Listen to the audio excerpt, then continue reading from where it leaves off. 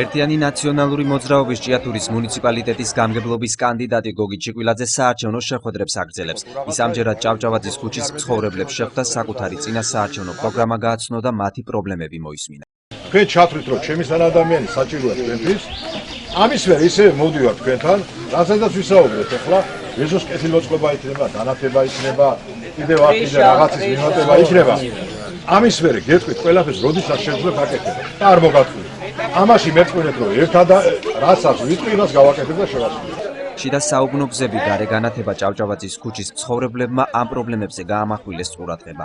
ჩვენ წინ პატარა გვინდა რომ ასფალტი დაესხას თუ იქნება საშუალება რამე. რა თქმა უნდა ყველაფერი ერთ დღეში არ კეთდება. რასაც დააპირდა ბატონი გოგი, ვიცი დარწმუნებული ვარ რომ შეასრულებს ამ საქმეს.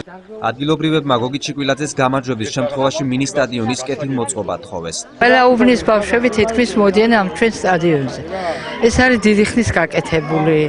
რის შედეგადაც უკვე მაგათი აღარც სეტკავარღი, აღარც ბადეები, აღარც არაფერი არ არის და ბავშვები ესე იგი ძალიან გამოთქვამენ იმას, რომ გაკეთდეს.